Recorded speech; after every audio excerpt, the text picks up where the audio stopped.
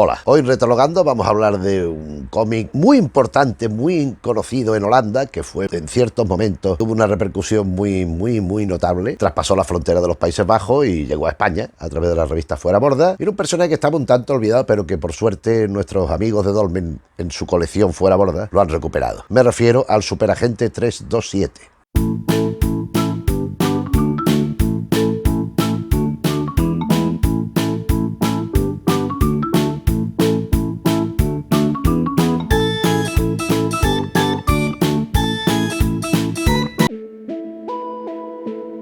El Superagente 327 es una creación de Martin Lodewijk, es un dibujante holandés que ha hecho mucha publicidad, ha hecho incluso pinitos en animación. Y en 1966, en la revista PEP, PEP, no sé qué significará, si es que significa algo, aparece esta parodia del agente secreto al estilo James Bond. O sea, aquí tenemos el protagonista que el Superagente 327, además moreno, delgado, con las armas. ¿Qué pasa? Que es un agente al que no siempre todo le sale bien. Muchas veces pues resuelve los asuntos por azar, por casualidad, otros con ayudas de otros personajes, intencionadas o no. En otros casos, pues porque los casos siempre terminan resolviéndose, aunque no siempre los desenlaces son los esperados. Eso también es verdad. Porque hay muchas veces que dices tú, bueno, esto va a resultar tal y resulta cual. Bueno, la cuestión que en 1966 empezó a publicar, empezaron a aparecer historietas. En 1968 aparece la primera historia larga, pero hubo siempre trufando largas y cortas. Y en España, ya digo, hubo 2 títulos que se publicaron en la revista Fuera Borda. Después hubo más, pero los demás ya vienen en sucesivos materiales que iremos hablando después. Publicaron en la revista 2 títulos, que es El Círculo de las Brujas e Intriga en el Trópico. Son historias originales de 1975. Esto apareció en la revista Fuera Borda por entregas, porque son historias larguitas. Y después, en la misma revista, y después en esta, lo hablamos aquí hicimos un vídeo en Retrologando sobre la revista Fuera Borda, y comentamos que había las revistas semanales, después había los Super Fuera Borda, los Fuera Borda Extraordinarios, tal y cual, uno de los cuales era presidente del Superagente 327, y de una historia que vamos a ver ahora. Nos vamos a detener en ella algo más, quiero decir.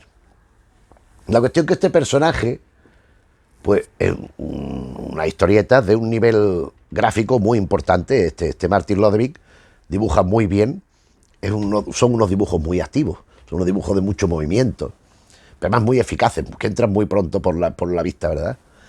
Son dibujos inteligentes. La historia, en algunos momentos, tienen elementos circunstanciales muy concretos que pertenecen al momento en que se redactaron, claro, en que se redactaron los guiones. Alguna cosa se ha actualizado o tal, pero las menos. Sí que hay cosas muy determinadas que se pueden localizar perfectamente. Ocurre que al traducirlo en Fuera Borda y a partir de lo que vamos a empezar a hablar a partir de ya, que es este primer integral, que es el integral número 3, en su orden lógico, Superagente 327, 1977-1979. Es que yo le digo 327 porque tengo esta manía, pero Superagente 327. ¿Qué pasa? Que yo digo 327, no sé, no por ninguna razón, sino porque me sale así. Que es este señor que aparece aquí, en el cuadro este gigantesco. Bien, cuando se publican Fuera Borda, como digo, algo que se respeta en estos integrales, se españoliza un poco, porque claro, aquel es un señor holandés que está en Holanda, que pertenece al servicio secreto holandés, y es muy importante, sobre todo en la primera historia, y en el idioma original se llama Henrik Izerbroek. Es que me cuesta mucho pronunciarlo, porque sencillamente es que es impronunciable para alguien que no sea holandés, pero bueno. En España le pusieron Enrique Panferreo y otros personajes, el jefe, la chica. Hay una diferencia en otro personaje, un personaje secundario pero muy relevante que aparece en este álbum en su primera intervención, pero en los Fuera Borda aparecía en otra historia, sobre todo en los Super Fuera Borda y eso, en las historias cortas, que es un agente de Noruega, creo recordar que es, con los pelos así como una arandela, como una ensaimada en los lados de la cabeza, muy guapa, muy espectacular, muy exuberante de forma, que se llamaba en las otras traducciones Olga Lista. y en el integral le han puesto Olga Laguina. Laguina con W, Lavina o como sea. Entonces supongo que esto obedece más al original. Este personaje, a partir de su aparición en la primera historia que vamos a ver, va cobrando cada vez más importancia, más relevancia y adquiriendo más presencia. Pero después hay otros, como por ejemplo el jefe que es un señor con gafas, que el que le va mandando una cosa a otra. Después también hay otros agentes, uno con los pelos así. Y después hay otro que aparece muchísimo, fuerte, grande, que siempre se le ocurre en ingenio. Se llama Agente 8, Ojo al Parche. Agente Ojo al Parche, 525. Número, él es 327, el otro es 525. Las historias son evidentemente de suspense, de muchísima acción, de aventura, donde hay una serie de rivales también que se enfrentan con él, donde destaca Boris Cloris. Boris Cloris es un personaje pálido, con la cara blanca, de hecho es todo de color, pero él tiene siempre la cara blanca. Lo veis, ya sabes, muy mal encarado, calvo. Este es el socio de Enrique Panferreo, de la gente 327, pero junto a él hay otra gama amplia de delincuentes y sobre todo de potencia extranjera que contratan a Boris Cloris, que es un mercenario, y su vida pues se entrecruza con la de Panferreo en su pelea constante. Estos cómics, que ya digo que empiezan en 1966, aquí ya digo que en este primer integral empieza en el 77, justamente lo anterior serían los 2 álbumes que se publicaron en Fuera Borda. En mi opinión, estos dibujos en aquellos álbumes son más bonitos, son más perfilados, son, como podríamos decir, más líneas clásicas de la escuela franco-belga, más estilo Franklin, si se quiere, que no tiene nada que ver, es un grafismo completamente distinto, pero están siempre muy bien dibujados. El nivel de este dibujante es muy importante. Y son historias, eso que digo, de suspense, de espionaje, lo que pasa que en clave de humor. Aparecen situaciones inverosímiles, suceden cuestiones que superan bastante el mero hecho del espionaje, porque van muchísimo más allá, sin ir más lejos la segunda historia de este integral. Y bueno, pues son historias que te mantienen, que te hacen gracia porque son muy divertidas, pero a la vez te mantienen el suspense, que es la clave de esta historia. Bien, para empezar vamos, ya digo, a hablar de estos integrales. Este es el primero que ha aparecido. Y la primera historia, Dossier, la Bahía de los Tiburones. Sobre esto de Dossier, tengo que comentar una cosa. Las primeras historias cortas, las primeras historias, incluida la del Círculo de las Brujas y la del Trópico, y esta primera, todas eran Dossier, no sé qué. Y de hecho, en la última página de cada álbum, en la última viñeta de cada historieta, figura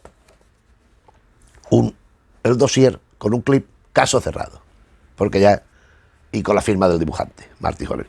Pero eran como dossier, eran como si fuera el dossier de investigación propuesto por tal. Esto se pierde a partir de un momento, a partir de cierto grado. Es lo que pasa que en español de momento lo están manteniendo, pero en holandés desaparece la palabra dossier de los títulos. Bien, la primera historia, como digo, Dossier, la Bahía de los Tiburones, es donde aparece Olga Laguina. Tenemos aquí rubia con su pechuga ahí bien grande. Entonces, bueno, pues aquí tenemos la portada de Holanda original. Entonces resulta que aquí el agente 327 tiene una especie en un primer momento de enfrentamiento con una serie de personajes que lo van matando. Esto es un señor de una república bananera que quiere que se carguen al 327 y ha contratado a unos miembros de la familia que se llaman cada uno como los días de la semana. Lunes, martes, miércoles, tal. Vamos al ámbito de la agencia donde trabaja el 327, el jefe le encomienda que vaya a buscar a un señor que lo han secuestrado y han exigido una cantidad de dinero y si no lo ejecutarán. Y está en un sitio que más o menos tiene localizado. Y para ello para conseguirlo, llevará la asistencia de Olga Laguina. Se la presentan. El 327 tiene un batacazo que se rompe la pierna. Se la escayolan, no lo digo por capricho, sino porque es que la escayola es muy importante en la historia, en el desarrollo de la historia, tiene bastante incidencia. Hay bastantes gags sobre ello. Y se trasladan al sitio aquel de la isla aquella, donde está el sitio este pues una república de Chichainabo, ¿no? Y allí le espera el agente Ojo al Parche. Ojo al Parche, que se está haciendo pasar por un extranjero que está allí, bueno, pues disfrutando, que tiene un barco y va pescando y tal igual, y de pronto vamos conociendo planos de los adversarios de la gente 327 y momentos donde están ellos haciendo la historia. De pronto aparece un tiburón gigantesco que descubrimos que es un artefacto de ojo al parche de la gente y le explica la situación. Estos están en una isla que es inaccesible, es una isla rodeada por mucho mar, y ese mar está rodeado de tiburones que siempre están hambrientos y que además los mismos de la torre, los delincuentes estos, los criminales, se dedican a estimular, echándole oportunamente comida para que vengan allí, etcétera, etcétera. Intentan hacer Olga Lavina intenta hacer entrar de buzo, una entrada submarina, y se encuentra allí todos los tiburones rodeándola. Se consigue escapar en medio de una oquedad de las rocas, pero los tiburones la están rodeando. Resulta que un hombre de color, se cae de la torre, que todos los tiburones se van a comerse al tío. Entonces ella puede regresar cuando ya casi no le quedaba pila en la luz ni oxígeno en los tubos. Pero ha encontrado, descubren por allí que hay un acceso por río que llega a una costa y que por allí tiene que haber, porque había habido allí una cultura precolombina y tal, y por allí pueden entrar. En definitiva, también observamos que hay uno que supone que son otra agencia británica. Es que pasa una cosa, es que al empezar la edición de Integral, a mitad de historias, de que ya hay historias antecedentes que no están en los integrales y otras que seguirán, lógicamente, hay personajes que ya han salido, pero no sabemos en qué concepto han salido. Entonces aquí hay una agente británica, una mujer con los pelos negros muy largos, con una melena, que pone aquí, dice así, agente Her, es la agente del pelo. La agente Her ya había conocido a Panferreo en una de sus anteriores aventuras, nota de la traducción, como hablará de Boris Cloris y otra serie de cosas, porque claro, no hemos empezado desde el principio. Bien, de la historia de publicación del Panferreo. Recorriendo la isla buscando Panferreo y Lavina y Olga Lavina, todo esto en la entrada, alguna forma de acceder allí, vemos que está lleno de cocodrilos, no solo de los tiburones. Hay unos revolucionarios que se enfrentan al señor aquel que está imponiendo su dictadura, pero encuentran la entrada. Y llegan a la sala del castillo y empiezan a suceder cosas. Hay momentos de traición, ya lo digo, hay momentos donde no sucede precisamente lo esperado. Lógicamente reciben los distintos ataques de los hermanos aquellos, pero Panferreo pues sí consigue salir ileso hasta que se produce el momento de la traición. Hay un parentesco entre uno de los criminales aquellos y otro personaje, no lo voy a adelantar, y bueno, pues ya ahí la lógica consecución de lo que pasa es que sucede muy pronto. Entonces que es un juego, porque aquí hay que entender que es un juego de traiciones contra traiciones, porque hay traiciones pero que son a lo mejor más aparentes que auténticas, y que después a lo mejor hay un momento de traición pero que después se corrige y esa misma persona ayuda al que ha traicionado, porque aquí la agente Er y la agente Lavina, son esenciales. Bien, el señor aquel que tiene preso se escapa, el artefacto de ojo al parche esencial para el devenir de la historia, para la conclusión, y bueno, pues ahí el final, donde los revolucionarios también tienen una importancia de primer orden, y donde, bueno, pues se resuelve el caso, aunque los personajes quedan en el barco aquel del ojo al parche, pues varados, en un sitio donde no se pueden mover, se quedan allí y sin poder contactar, porque en esa zona donde han ido a parar con el barco es en un lugar donde las brújulas no funcionan, donde se pierde el contacto con la civilización por radio y todo esto, no funciona nada. Entonces, hemos perdido la noticia, ¿qué hacemos? Lo están buscando en un hidroavión, pero tampoco le funcionan las cosas y tampoco pueden dar con él. Y así seguimos por vía directa al segundo álbum del Integral, que es el dossier El Gran Dormilón. Este álbum sí se publicó como tal, no como historia continuada, en la colección Fuera Borda. Publicaron 2 nada más, era el Fuera Borda Extra o algo así. Cada uno era una historia, un formato grande, una historia extensa, que fue el garaje acuático de los hombrecitos, o el garaje submarino de los hombrecitos, y dossier El Gran Dormilón de la gente 327. En esta historia, pues, se habla de que el Triángulo de las Bermudas, que qué pasa, que es donde suceden todas estas cosas que acabamos de decir, que no funcionan las brújulas, no funcionan los medidores, no funcionan los aparatos de conocimiento. Bueno, y en el barco aquel que se marcharon el ojo al parche tal, pues no, de momento no sabemos nada, pero vemos la avioneta amarilla en la que se iban. Es que no sé si quedó claro, porque no sé si lo expresé bien. El final es que el barco se va para un sitio y la avioneta amarilla van Panferreo y la Uina. Empieza a decir que la brújula va dando vueltas, que no saben si están dando vueltas, si creen que van al norte y van al sur, no saben qué están haciendo. Entonces el avión se queda sin combustible. El hidroavión, de estos que lleva las boyas en la parte de abajo, claro, descienden en el mar. En la tele diciendo que qué pasa con el Triángulo de las Bermudas. Ha vuelto ojo al parche a la central de la agencia y están muy preocupados, pero ¿dónde y no los localizan? Quieren localizar a Panferreo y tal, y a Olga la Uina, y no dan con ellos. Ellos se van moviendo, descubren que de pronto hay como una fuerza muy importante que les impulsa hacia una dirección en la avioneta. Hablo de Panferreo y la Uina, que no tienen prácticamente para comer, no tienen nada allí en la avioneta, están empezando a hacer un trayecto relativamente corto y se han encontrado esta situación. Se ponen a pescar y pescan un pez, pero prehistórico, extinguido y tal. Hostia, ¿qué es esto?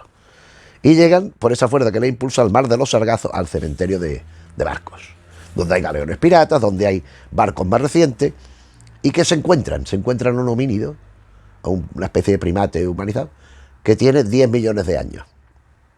Es una especie de mono marrón, con una camisetita verde, muy grande, muy fuerte, y que va por allí, que está pescando, y pesca un tiburón. Y cuando ve a los intrusos, le lanza al tiburón, es muy fuerte, y persigue a Panferreo y a la Uina en una situación muy divertida, hasta que ella la ve. Entonces ya se le hacen los ojitos chiribitas, ya se enamora de ella, pero a Panferreo lo ha tirado al agua. Y él en el agua, aparte de ver que por allí están nadando dinosaurios y cosas, ve como una pirámide sumergida, una pirámide de luz. Bueno, estando en el mar, le vienen recuerdos de momentos anteriores de su existencia, cuando entra en la agencia de los servicios secretos a trabajar, con algunos de los rivales que se ha ido encontrando a lo largo de sus carreras, sobre todo en los momentos iniciales.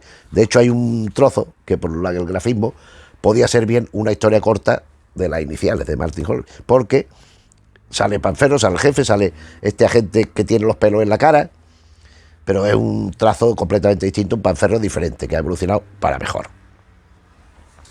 Entre tanto, en el barco, el homínido este se va llevando a Olga la Uina y descubrimos que la agente Her y su ayudante están allí, están, bueno, en la silueta, y seguimos con el sueño de Panferreo. El sueño de Panferreo lo lleva a la isla de Pascua, y vemos que las estatuas de la isla de Pascua, estas cabezas grandísimas, emergen de la tierra, de cuerpo entero, y le empiezan a explicar cosas, y como siempre en esta historia, vamos yendo de un lado a otro, vamos yendo del sueño de Panferreo a la situación en el barco. La gente Her con el otro aparecen allí con las armas, intentan imponerse, pero olvidan que en el Triángulo de las Bermudas las armas no funcionan.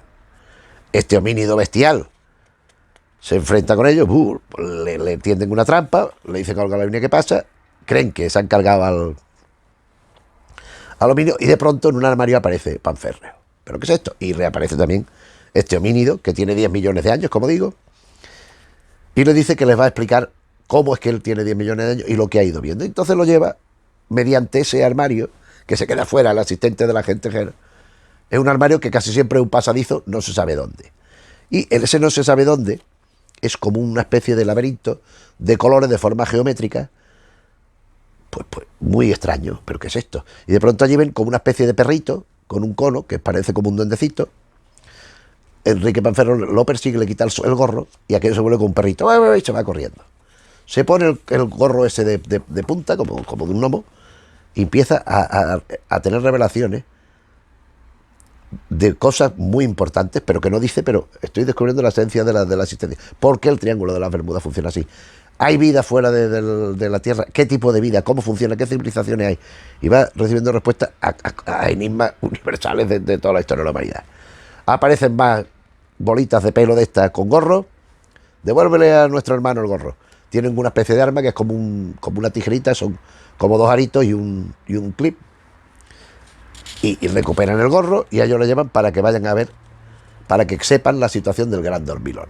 El Gran Dormilón es una especie de fantasma, es una especie de semiovalada que llega a la Tierra buscando pues un planeta habitable de parte de otro pueblo con una tecnología avanzadísima. Su nave es la pirámide luminosa que hemos visto que estaba en el fondo del mar, allí sumergida. Estos bichitos le cuentan que él es el que le va enseñando todo. Y entre otras cosas, es lo que provoca este señor. Ve que el mundo, bueno, pues puede ser habitado tal. Tiene a su servicio a estos personajitos, que son como bolitas con los conos estos, con los cucuruchos.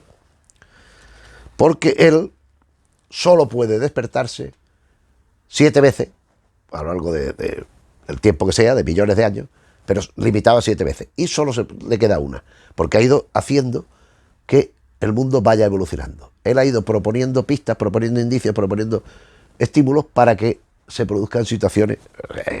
La historia tiene su intríngulis, para que vaya evolucionando el mundo y la humanidad.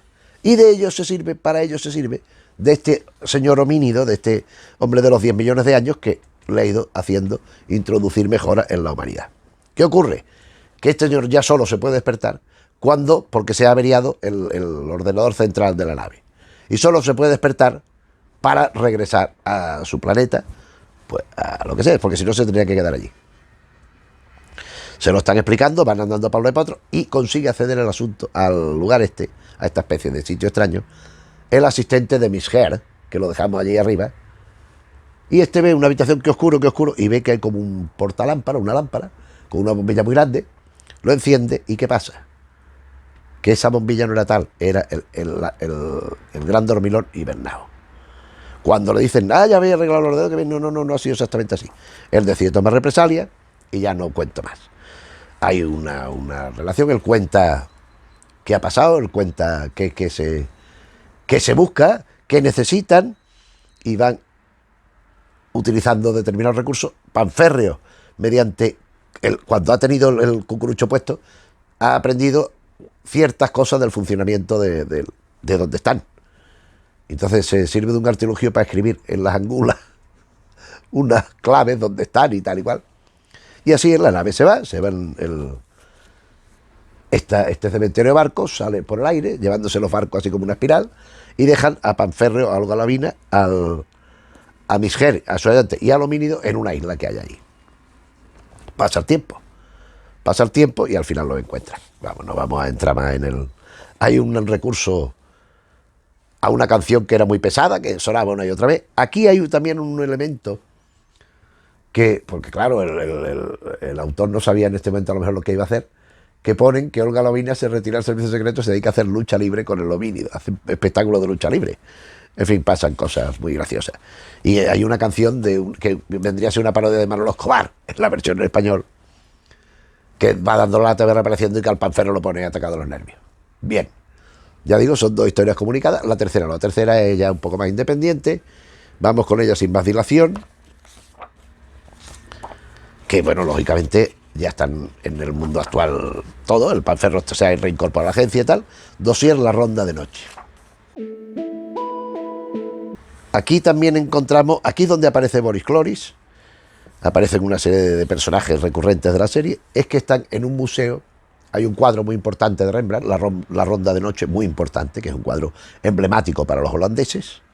Hay un niño allí que con una pistolita de agua ¡pum!, le tira al cuadro y ven que el cuadro se diluye. Luego no es el cuadro original. Han robado el cuadro. ¿Y qué sucede?